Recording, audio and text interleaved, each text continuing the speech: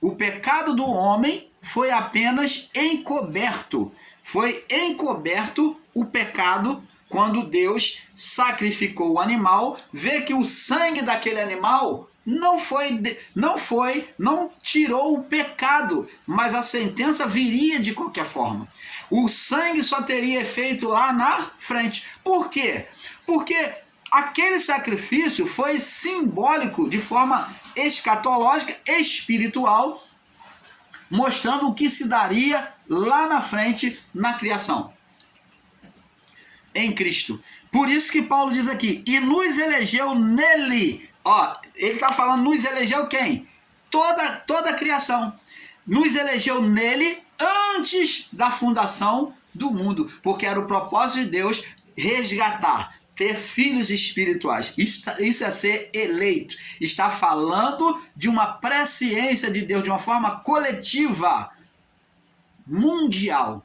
Não está falando de bem me quer, mal me quer. Você, João, vai, você, Maria, não. Você, Epitáfio, vai, você, Caetano, não. Nada disso. Você, Paulo, vai, você, José, não. Nada disso. Você é eleito, você não é eleito. Não. Nos elegeu nele, sem preferência. Está falando do plano universal de salvação sobre a criação. Plano universal. É predestinação universal. Né? Predestinação universal, salvação universal. É isso que Paulo está tratando aqui. Vamos continuar lendo para que você entenda. E nos predestinou, Efésios capítulo 1, no verso 4, agora o 5. E nos predestinou para os filhos de adoção. Ó, predestinar. Predestino. O quê? Predestino, quer dizer, lugar de chegada. Chegar antes, preparar antes. Pré significa preparar, preparar antes, preparar um destino de chegada. Então, nos predestinou, ó, ele fez um predestino para os filhos de adoção por Jesus Cristo para si mesmo. Então, em Cristo, ele predestinou. Predestinou quem? Aqueles que aceitassem a palavra, aqueles a quem fosse aberto o entendimento e recebessem a palavra de Cristo. Nos predestinou para filhos de adoção por Jesus Cristo, para si mesmo. Esse predestino está falando daquele sacrifício que foi feito no Éden. Já está falando do final, o que Deus já tinha um propósito, já sabia o que fazer. Quando ele sacrificou o animal e cobriu Adão e a sua mulher. Falando de resgate. Pelo beneplácito, pelo beneplácito de sua vontade. Então, pelo beneplácito, pelo seu grande amor, pela sua graça, que seríamos salvos, né? Tanto aquele povo como nós, toda a criação. Pelo beneplácito da sua vontade, para louvor da sua glória, para Cristo ser glorificado. E a sua graça, pelo qual nos fez agradável, nos fez aceitável em si no amado. Viu? Por meio de Cristo nós fomos aceitados por Deus de novo, a criação. Em quem temos a redenção pelo seu sangue, em quem temos a redenção pelo seu sangue, a remissão das ofensas, segundo as riquezas da sua graça, do seu amor. Ele nos fez abundar para conosco em toda sabedoria e prudência, distribuindo-nos o mistério da sua, descobrindo-nos o mistério da sua vontade, revelando a nós o mistério da sua vontade, o seu propósito, segundo o seu beneplácito, segundo o seu grande amor, que propusera-se a si mesmo, de tornar a juntar, a congregar todas as coisas. Então Deus, ele fala de uma reparação sobre a criação, a congregar, reparar, juntar todas as coisas, que filhos da eleição, como tinha lá os eleitos e não eleitos, o povo hebreu e o povo pagão, agora Cristo vem juntar tudo. É isso que Paulo está dizendo, agregar. E tornou a agregar em Cristo todas as coisas, na dispensação da plenitude dos tempos, tanto as que estão nos céus, quanto as que estão na terra. Então agora ele vem agregar os espíritos. Nele digo, em quem também fomos feitos herança, havendo sido predestinado. Toda a criação foi predestinada. Está falando de todo vivente. Havendo sido predestinado conforme o propósito daquele que faz todas as coisas, segundo o conselho da sua vontade. Então, abençoados, a palavra aqui não está dizendo que Deus escolheu um e aborreceu o outro. A escolha de Deus sempre foi para propósito, para servir a Deus, como Davi foi escolhido para propósito de Deus. Os homens de Deus, as mulheres de Deus que nós vemos na Bíblia, foi escolhido para propósito de Deus. Judas foi escolhido para propósito de Deus. Então Judas, ele teve a oportunidade. Jesus mostrou para ele, no meio da ceia, diz, é como se Jesus estivesse dizendo, eu sei que tem um aqui, ele falou, eu sei que tem um aqui que há de me trair. Aí Jesus na ceia falou, olha, aquele a quem eu der o pão molhado, o bocado molhado, esse há de me trair. Foi Deus que determinou Judas ser o traidor? Não. Mas Judas, o espírito de Satanás, agiria na mente de um. E esse um que se deixou ser usado, que fez oposição, que fazia oposição a Jesus e agia com falsidade, foi Judas. E que não se deixou ser mudado. Porque Judas curou em nome de Jesus. Judas evangelizou também na comissão de Jesus. Ele fez tudo, ele viu os sinais, os milagres, participou da ceia. E, no entanto, Judas, ele tinha um coração prazeroso no que era mal. Ele não tinha uma confiança absoluta de que Jesus era o próprio Filho de Deus que estava ali. Por isso é que ele pôs Jesus à prova.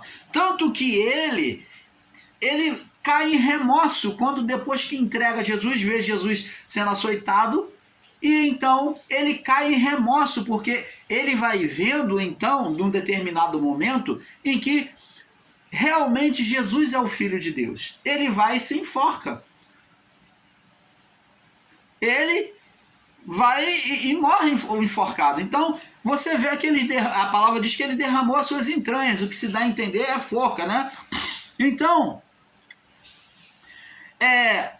não foi Deus que escolheu ninguém para ser mal, abençoados.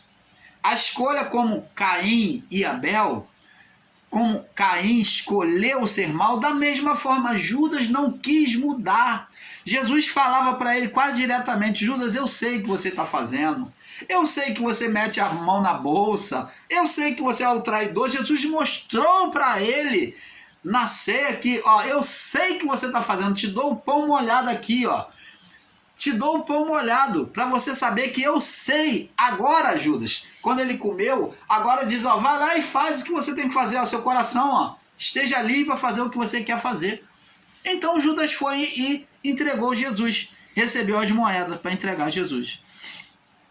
Então, tudo foi propósito. Se Jesus quisesse impedir isso, ele tinha impedido.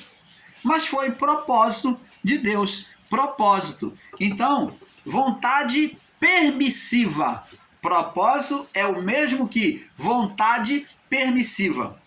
Quando Satanás tocou lá em Jó, foi vontade permissiva. Foi um propósito de Deus. Foi propósito. Deus é absoluto, dominador do bem e do mal. Tanto ele era dominador de Satanás. Satanás era um cão na coleira que Deus usava para disciplinar, na sua permissividade, para disciplinar o homem. Quando o homem desobedecia, já estava sentenciado.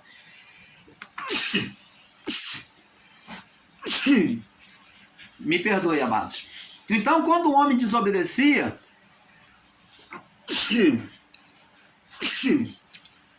já estava sentenciado.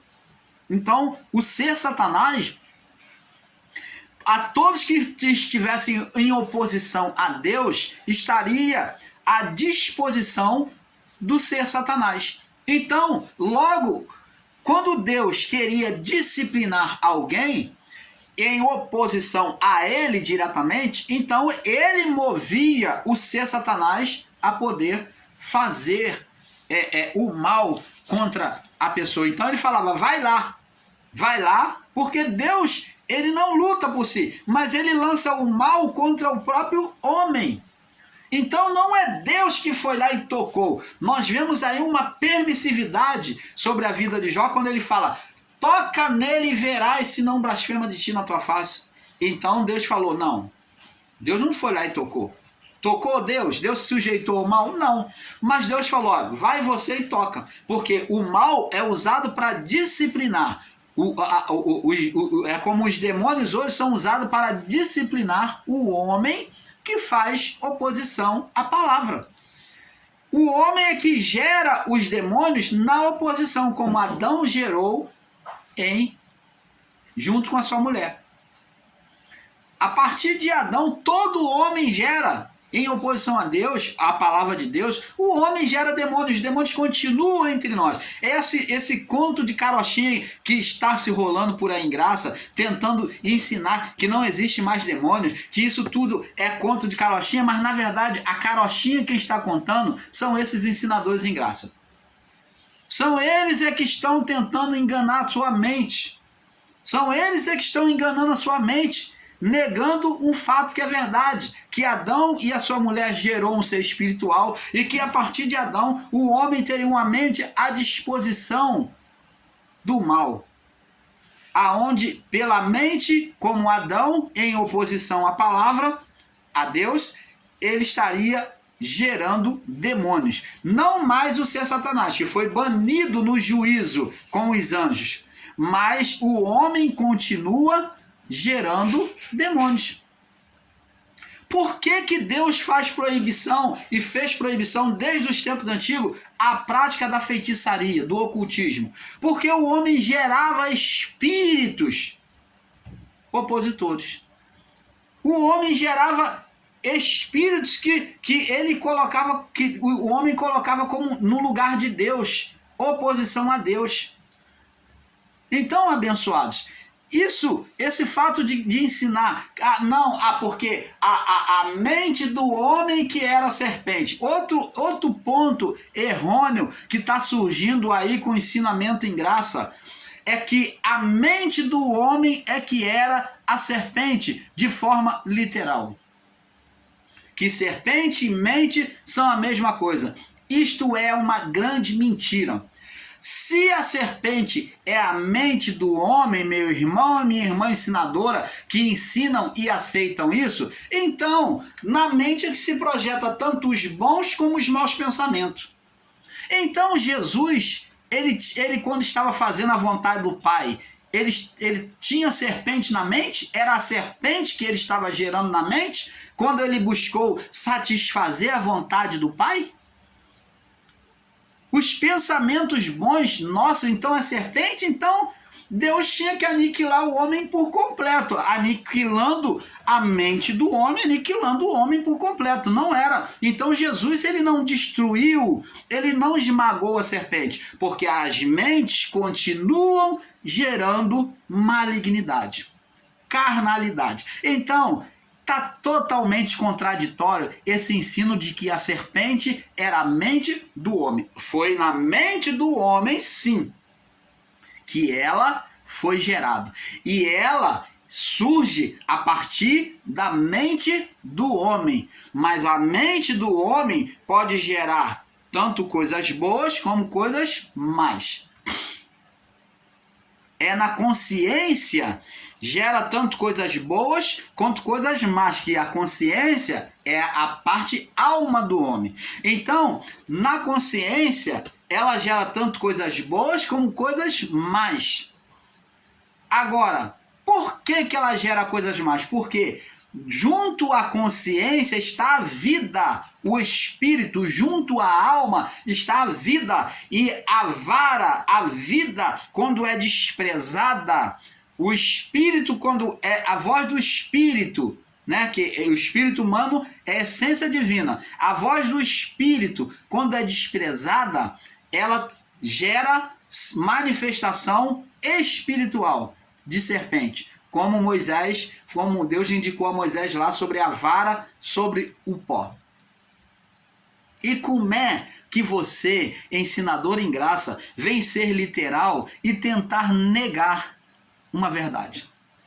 Se a serpente fosse a mente do homem, Deus, quando falou que o homem, os discípulos, eles esmagariam serpente, beberiam venenos de escorpião, esmagaria a serpente. Jesus, quando esmagou a serpente, ele esmagou a mente de alguém, abençoados. Olha só que contradição, que lixo que está sendo ensinado aí em graça. Olha que contradição. E muitas pessoas aceitam isso. Tudo para poder tentar botar o sistema religioso como errado em tudo. Mas o sistema religioso tem as suas bases verdade. Tem a sua parte verdade. E nós temos que ter humildade de admitir o que é verdade e o que é mentira. E o canal Luz da Graça não tem menor preocupação contra isso. Se estivermos errados, e vamos estar aqui nos retratando e corrigindo nossos erros. Mas não podemos prosseguir com o ensino que cada vez eles vão embolando. Quando vê que um irmão, um outro canal tem refutação para o seu entendimento, eles criam um outro assunto, né? Criam um outro bolo para poder distrair a sua mente. É isso que está acontecendo. Como nós, o canal Luz da Graça, provamos que o ser espiritual existiu de Adão até o juízo, eles agora vêm dizer que a mente do homem que é, de forma literal, a serpente. A serpente foi representada lá em Gênesis capítulo 3 como a mente do homem. Ali está mostrando, Gênesis capítulo 3, a mente do homem fazendo oposição a Deus. Está mostrando ali. Mas junto à mente do homem, lá no capítulo 3, também mostra a voz de Deus. Oh, abençoados! Então, na mente do homem ali, vemos duas vozes, a voz da serpente e a voz de Deus. E como é que se pode ensinar com literalismo que a serpente é a mente do homem? Se a voz de Deus está ali, se o Espírito, a essência divina, está falando, não, você está entendendo errado. Deus disse que de todas as árvores vocês podem comer, mas da árvore do conhecimento do bem e do mal, é dela que Deus falou para que você não pode comer. Então, a mente em oposição, a alma voltada para a carne, disse, não, certamente não morrereis. Deus é mentiroso. Porque Deus sabe, olha a astúcia da mente da mulher. Olha a astúcia do desejo de se voltar para desobedecer a Deus. Disse assim, porque Deus sabe que no dia que vocês comerdes, vocês serão igual que nós comermos, nós vamos ser igual a Ele. Então, é a astúcia da mente da mulher desejando desobedecer a Deus que levou ela a pegar do fruto e comer e dar ao seu marido. Não ouviu mais a voz do Espírito. Não ouviu mais a voz do Espírito, que foi a ordenação de Deus de maneira correta. Então, existem muitos irmãos aí com literalismo ensinando. Vamos prosseguir aqui no estudo. Efésios capítulo 2 agora. Vamos ver o que Paulo fala aqui sobre essas escolhas, esses irmãos equivocados aí. Efésios 2, do 1 ao 22. Vamos ler. E nos vivificou, nos deu vida espiritual, tá? Estando vós mortos em ofensas e pecados, condenação espiritual, a partir de Adão, todos, né? Em que no outro tempo andaste segundo o curso deste mundo, nós, Paulo está falando deles, e nos vivificou, estando vós, né, nós, em ofensas e pecados, que no outro tempo andaste segundo o curso deste mundo, eles eram convertidos ao evangelho? Não. Eles andavam segundo o quê? Segundo a carnalidade. Segundo o curso desse mundo. Se então era eleito, então por que houve uma conversão? Abençoados. E que no outro tempo, que antes Ó, houve um arrependimento, então não houve escolha de Deus, não houve eleição de Deus. Que no outro tempo andaste segundo o curso deste mundo, segundo o príncipe da potestade do ar. Ó, Satanás, o ser espiritual, príncipe que agia nos céus deste mundo, na potestade do ar, nos poderes do ar. Do espírito, ó, vê que era um espírito, do espírito que agora opera nos filhos da desobediência. Aonde? Na mente.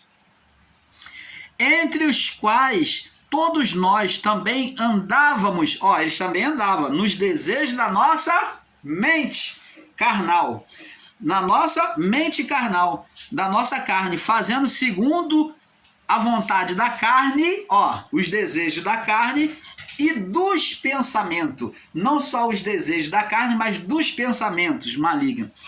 E éramos por natureza, olha só, abençoados, Deus elege, e Paulo está dizendo que éramos por natureza filhos da ira, como os outros também. Era igual aos outros. Então, o que é que, se eles nasceram como eleitos, por que então eles estavam lá naquela condição? Agora Paulo vem explicar. Mas Deus, que é riquíssimo em misericórdia, em amor, pelo seu muito amor, nos amou. Mostrou esse amor por quem? Por Cristo. Para tirar aquela condição espiritual. Estando nós ainda mortos em ofensa, nos vivificou juntamente com Cristo. Agora, com esse espírito vivificado, tirado daquele estado de escravidão, né? Trouxe a palavra agora, o entendimento à mente, agora a mente poderia refletir e entender, né? E disse, pela graça, pelo seu grande amor, sois salvos. E nos ressuscitou juntamente com ele e nos fez assentar nos lugares celestiais. Agora tendo uma mente sobre as coisas celestiais. Para mostrar nos séculos vindouro, ó, o que vai vir após nós, as abundantes riquezas da sua graça, ó, para mostrar aos que vêm depois de nós, as abundantes riquezas da sua graça, para mostrar nós que viemos depois dos anos 70, as abundantes riquezas da sua graça, pela sua benignidade para conosco em Cristo Jesus. Existem ensinadores em graça aí dizendo que a graça acabou. Mas Paulo está dizendo aqui que tudo que Deus fez para eles naquela época foi para mostrar nos séculos vindouro, ó, que após o juízo, todos após o juízo, as abundantes riquezas do seu amor, da sua bondade, sua benignidade para conosco em Cristo Jesus. Pela graça sois salvos, ó, pelo seu grande amor sois salvos, por meio da fé. Então, a salvação se dava como? Pela graça, pelo amor.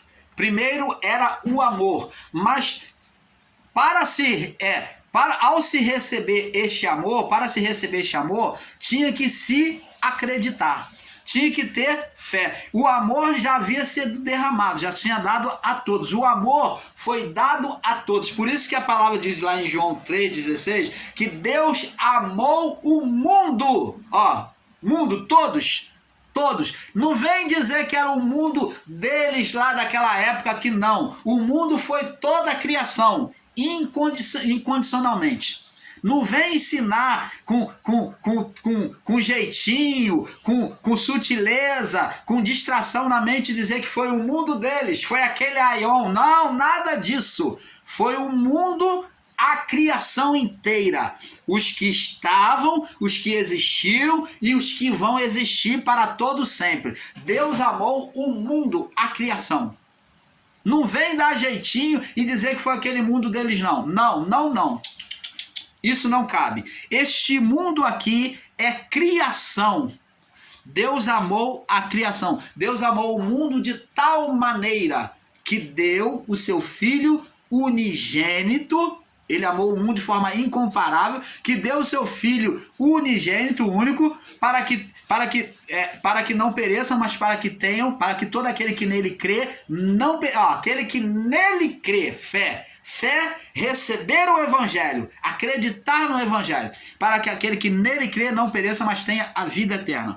E diz aqui, ó, para mostrar nos séculos vindouro, ó, nós, né, após o juízo, as abundantes riquezas da sua graça, pela sua benignidade, seu grande amor, para conosco em Cristo Jesus. Porque pela graça sois salvos, por meio de acreditar no Evangelho, na fé, da fé. Isso, ó, a fé, agora vamos dizer, eu tenho fé, porque eu sou tal. Não. Isto não vem de vós, é dom de Deus. A fé é aberta a nós. Isso não vem de nós, é dom de Deus. É dom de Deus, a fé é dom de Deus. Não vem pelo que eu faço. Não seriam salvos, Paulo está dizendo, pelo que eles fazem, para que ninguém vos glorie pelas obras. Porque somos feituras suas, criados em Cristo para as boas obras, o qual Deus preparou para que andássemos nela. Então, abençoado, você pode ler até o verso 22, tá bom? Para nós não alongarmos muito. O termo eleição, abençoados, foi dado, o termo eleição foi dado aos gentios em relação ao povo israelita da promessa. Preste atenção. Por que a palavra diz que ele nos elegeu nele? Paulo está dizendo, ele nos elegeu nele. Eleição, porque a promessa foi feita a Abraão e a sua descendência, o povo israelita, o povo da promessa, que era descendente de Sara, com Abraão. Então, o povo pagão, que era chamado de povo gentio, eles não estavam englobados na promessa. Por isso que Paulo vem usar o termo eleição para mostrar que aquele que não estava eleito em relação ao povo hebreu, ao povo judeu, aqueles que não estavam endereçados à salvação. Por que promessa? Porque o povo israelita, eles caminhavam no deserto em direção a Canaã, esperando alcançar Canaã física, a terra de Canaã, a física, a territorial. Então eles marchavam para alcançar essa terra.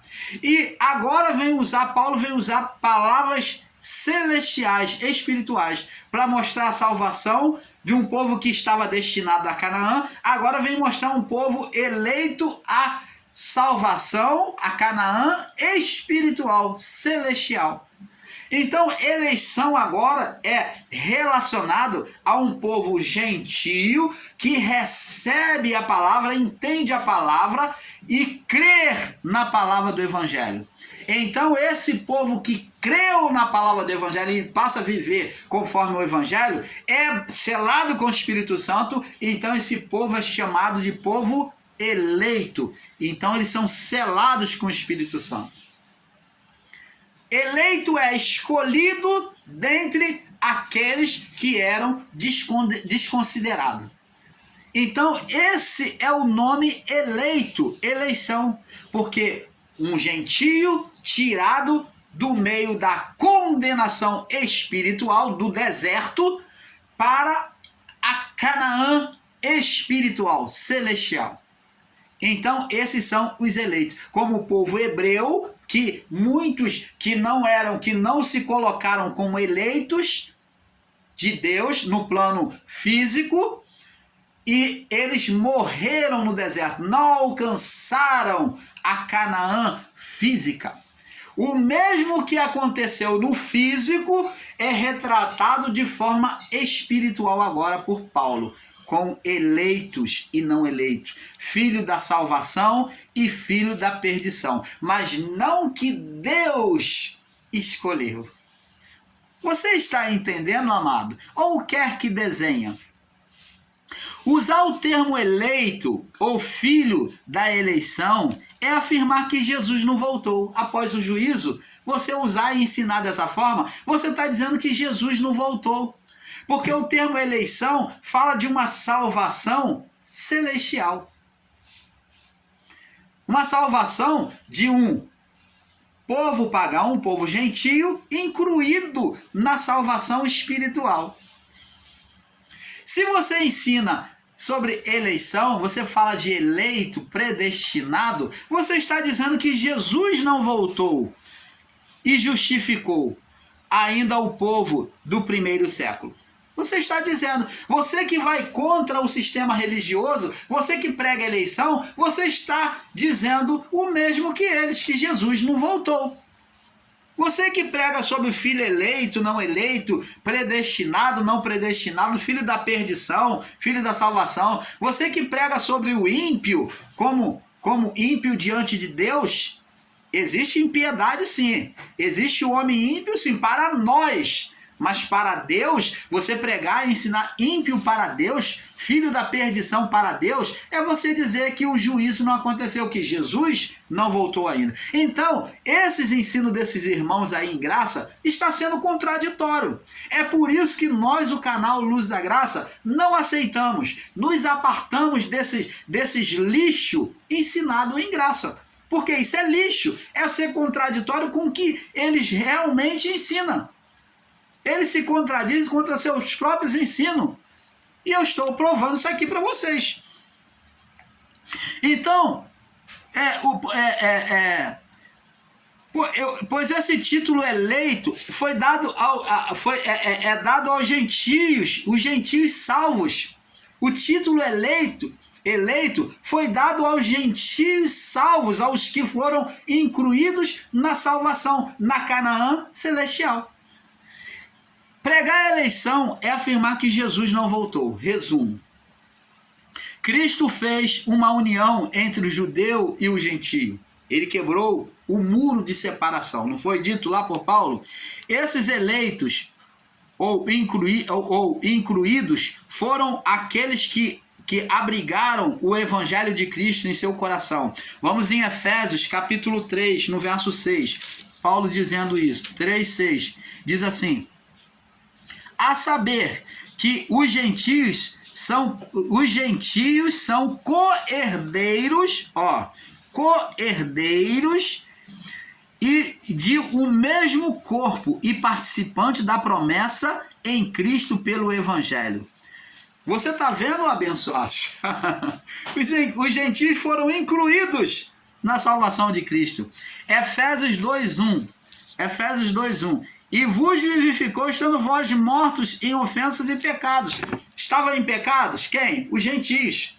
Aqui é considerado um povo gentio. Em ofensas e pecados. Vos vivificou, trouxe, né? Vos elegeu. Efésios, você pode ler do Efésios 2, do verso 1 ao 22, para entender melhor. Não existe mais judeu ou gentio aos olhos de Deus, pois Cristo derrubou a parede de inimizade que era contra nós. A salvação predestinada não se deu por obras, nem por fé, mas pela salvação dada por Cristo, que é a graça, o amor imerecido. Então a salvação não se deu nem por obras, por sacrifício, por merecer,